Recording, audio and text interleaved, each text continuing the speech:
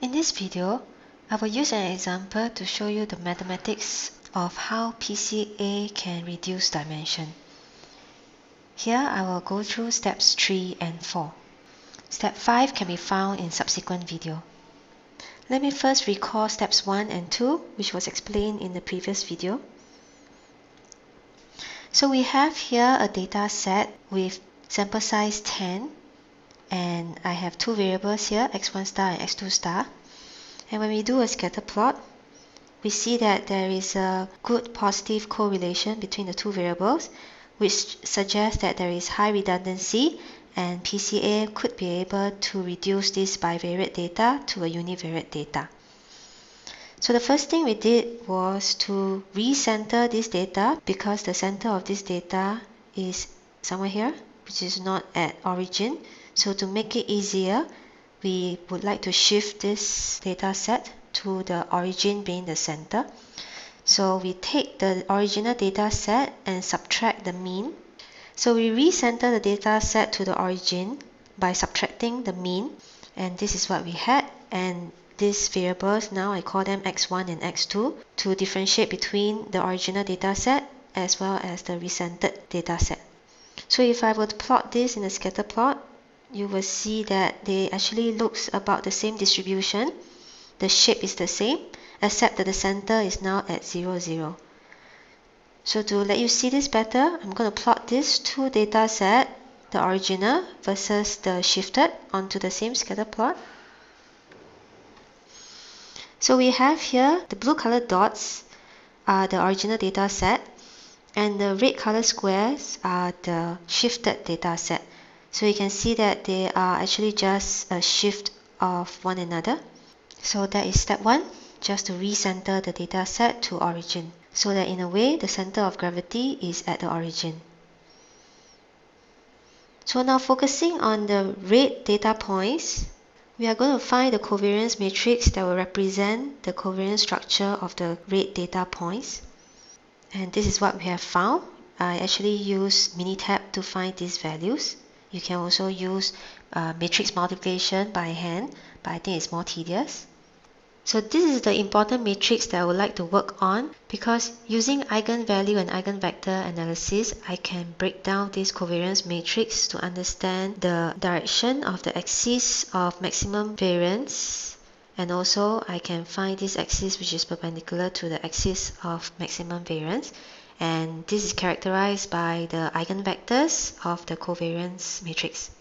So that will be my step 3, to find the eigenvalue and eigenvector that will be produced by this covariance matrix. So now in step 3, as I mentioned, I'm going to be computing the eigenvalue and the eigenvector.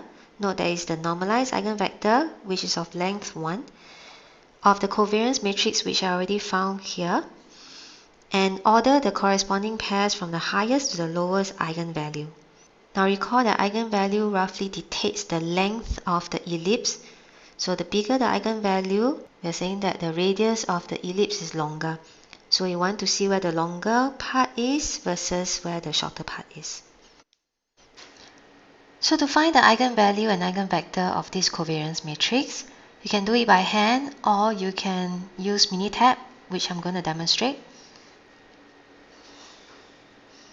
So first, I'm going to get the covariance matrix, and I'm not going to input it. I'm going to go back to my stat, basic statistics, and covariance. And I need to find the covariance in the data set. So as I mentioned before, it does not matter whether you use the original data set or the shifted data set, because the shape is still intact. It is only shifted. So I'm going to store the matrix now. Okay. And click OK. So nothing will happen, but I have already stored the covariance matrix. Now go calculator, and you see matrices here, and then go to eigenanalysis.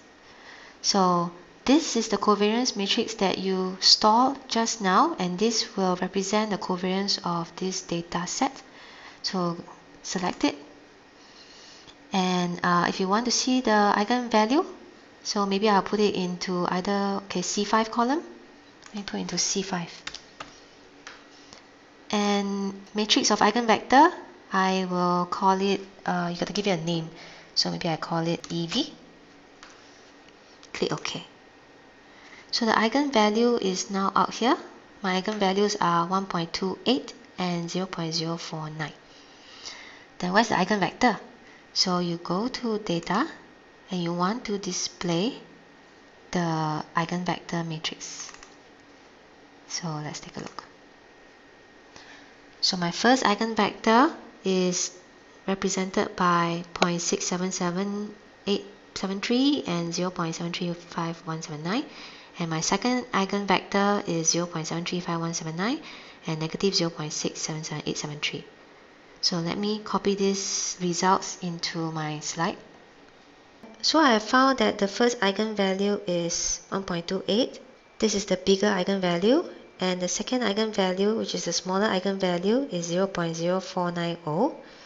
And I have also found the two eigenvectors. The eigenvector that is corresponding to this eigenvalue is 0.678, 0.735.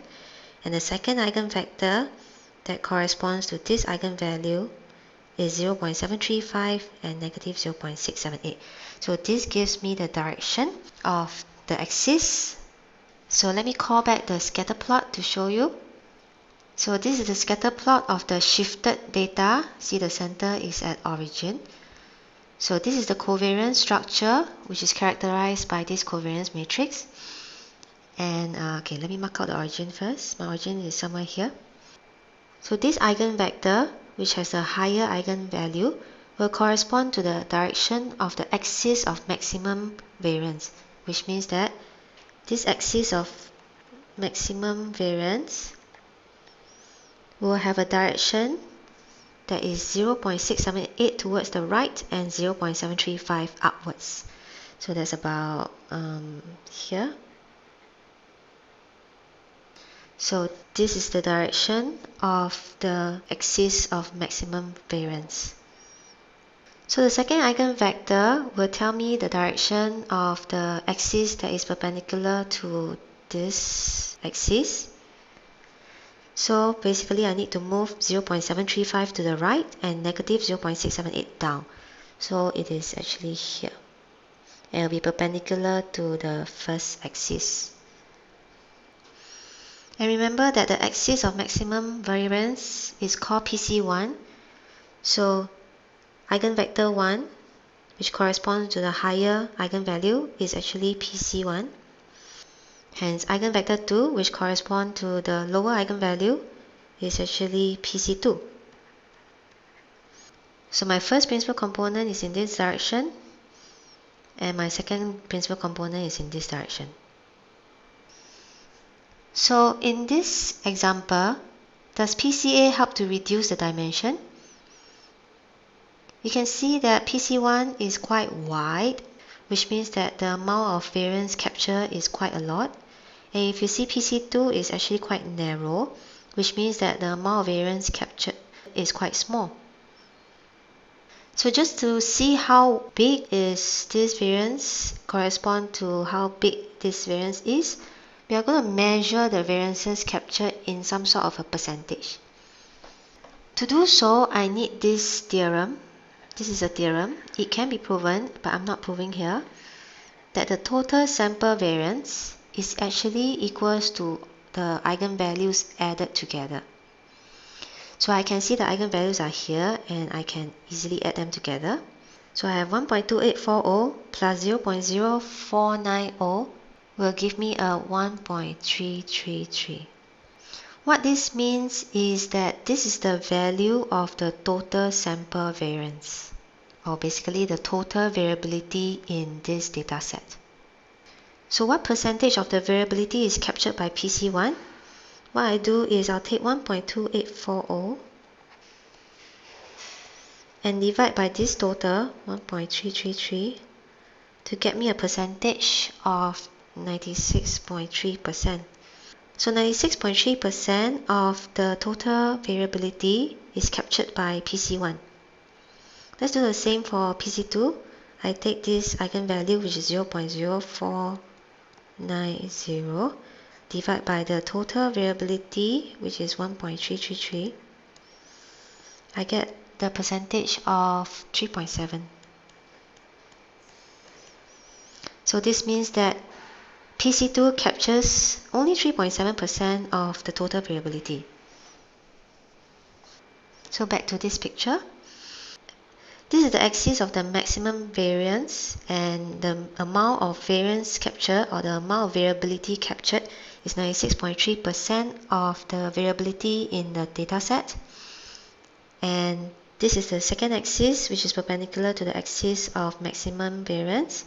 And this second axis captures 3.7% of the total variability in the dataset. So now let me go to the next step. Let me take this covariance matrix and the information that I got from this step 3 and move it to the next slide. So this is step 4, where I will decide whether to retain the PC or to discard the PC. So this is the covariance matrix, and this is what I found in the previous step, that 96.3% of the total variability is captured by PC1, and 3.7% of the total variability is captured by PC2. So now I'm going to find this matrix V, which is formed by eigenvector. And this matrix V is the matrix that will perform PCA by rotating the data set about the axis of maximum variance, as well as discard the PC which does not capture much variability. Okay, so I have PC1 here and a PC2 here. Suppose I decided that I want to retain both PC. So if I decide to retain both PC, then my matrix V, which is a transformation matrix that will rotate the data set, is an eigenvector matrix. So I just take the eigenvector and write it into column. The first eigenvector and the second eigenvector.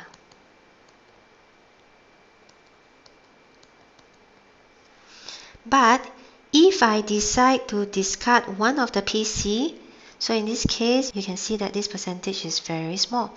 So suppose I decide to discard this PC2 and only retain PC1, then my transformation matrix that will rotate the data set as well as discard a dimension will be just one column made up from PC1.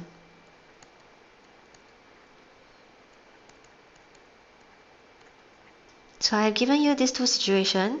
This is transformation matrix V if you choose to retain both PC, and if this is the transformation matrix if you choose to retain PC1 but discard PC2. So which matrix do you think I should use? If my intention is really to reduce dimension, surely I will choose this. And if so, I must be prepared to lose 3.7% of the variability after PCA rotate my dataset.